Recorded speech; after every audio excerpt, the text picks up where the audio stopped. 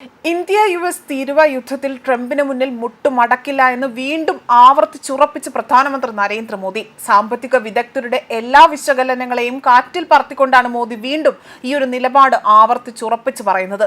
ഇന്ത്യയുടെ പ്രധാന ശത്രു മറ്റുള്ള രാജ്യങ്ങളെ ആശ്രയിക്കേണ്ടി വരിക എന്ന് തന്നെയാണെന്ന് അദ്ദേഹം ഇവിടെ വ്യക്തമാക്കി. വിദേശ രാജ്യങ്ങളെ ആശ്രയിക്കും തോറും ഇന്ത്യയുടെ പരാജയം വർദ്ധിക്കുകയാണ് എന്നും ഇത് മറികടക്കാൻ രാജ്യം ആത്മനിർഭരായി തന്നെ മാറണമെന്നും അദ്ദേഹം ഗുജറാത്തിൽ പറഞ്ഞു. മോദിയുടെ വാക്കുകൾ ഇങ്ങനെയായിരുന്നു: ലോകത്ത് നമുക്കൊരു പ്രധാന ശത്രുവില്ല. നമ്മുടെ യഥാർത്ഥ ശത്രു മറ്റുള്ള രാജ്യങ്ങളെ ആശ്രയിക്കേണ്ടി വരിക എന്നതാണ്. ഇതാണ് നമ്മുടെ ഏറ്റവും വലിയ ശത്രു. ഇന്ത്യയുടെ ശത്രുവിനെ നമുക്ക് ഒരുമിച്ച് തകർക്കേണ്ടതുണ്ട്. വിദേശ ആശ്രിതത്വം വർദ്ധിക്കും തോറും തന്നെ രാജ്യത്തെ പരാജയം ഏറുകയാണ്.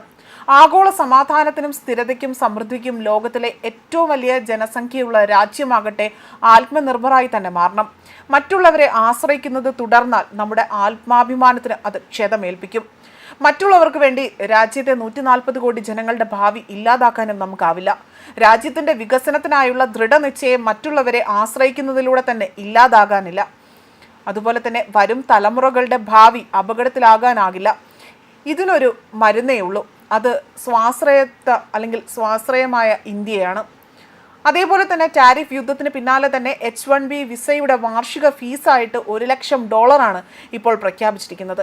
ഏകദേശം 88 ലക്ഷം രൂപ ഈടാക്കാനുള്ള വിജ്ഞാപനത്തിലാണ് ഇന്ന് ട്രംപ് ഒപ്പുവച്ചിരിക്കുന്നതും. ഇതിനെല്ലാം പിന്നാലെയാണ് ഇപ്പോൾ പ്രധാനമന്ത്രി നരേന്ദ്രമോദി അദ്ദേഹത്തിന്റെ പരാമർശം വീണ്ടും എടുത്ത് ഉറപ്പിച്ചു പറയുന്നത്. വിവിധ വികസന പദ്ധതികളുടെ തറക്കല്ലിടൽ ചടങ്ങിനിടയിലായിരുന്നു പ്രധാനമന്ത്രി ഗുജറാത്തിൽ ഇക്കാര്യങ്ങൾ എടുത്തു പറയുന്നത്. ടെക് മേഖലകളിൽ ജോലി നോക്കുന്നവരെയാണ് പ്രധാനമായും തന്നെ ട്രംപിന്റെ പുതിയ പരിഷ്കാരം ബാധിക്കാൻ പോകുന്നത്. പ്രത്യേകിച്ച് ഇന്ത്യയിൽ നിന്നുള്ള ഉദ്യോഗാർത്ഥികളെ തന്നെ. H1B വിസ അപേക്ഷകരുടെ കണക്കിൽ ഇന്ത്യയാണ് ഇപ്പോഴും മുന്നിൽ നിൽക്കുന്നത്. മാത്രമല്ല ചൈനയും കാനഡയുമാണ് ഇതിന് തൊട്ടു പിന്നാലെയുള്ളത്. ശാസ്ത്രം, സാങ്കേതികവിദ്യ, എഞ്ചിനീയറിംഗ്, ഗണിതം തുടങ്ങിയ മേഖലകളിലെല്ലാം തന്നെ ഒഴിവുകൾ നികത്താൻ പ്രയാസമുള്ള ജോലികളിൽ ബിരുദമോ അതിൽ കൂടുതലോ യോഗ്യതയുള്ള ആളുകൾക്കായി തന്നെ 1990 ഈ H1B വിസ എന്ന പദ്ധതി ആരംഭിക്കുന്നത്. കുറഞ്ഞ വേതനം നൽകുവാനും തൊഴിൽ സംരക്ഷണവുമായി ബന്ധപ്പെട്ട നിയമങ്ങൾ ലംഘിക്കുവാനും ഇത് കമ്പനികളെ അനുവദിച്ചിരുന്നു.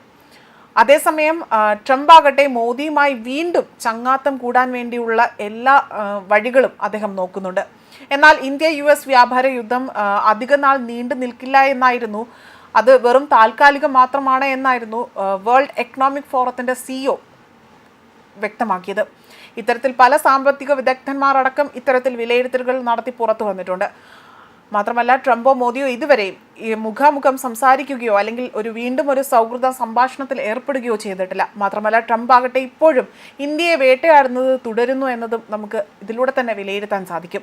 ഇന്ത്യ US ബന്ധം ഉടൻ തന്നെ സാധാരണ നിലയിലേക്ക് വരുമെന്നും പതിറ്റാണ്ടുകളായി നിലനിൽക്കുന്ന ബന്ധത്തെ ഏതാനും ദിവസങ്ങൾക്ക് മാത്രമുണ്ടായ ഒരു സംഘർഷം കാരണം അതില്ലാതാക്കാൻ സാധിക്കില്ല എന്നും അദ്ദേഹം ഇവിടെ പറയുന്നുണ്ട്.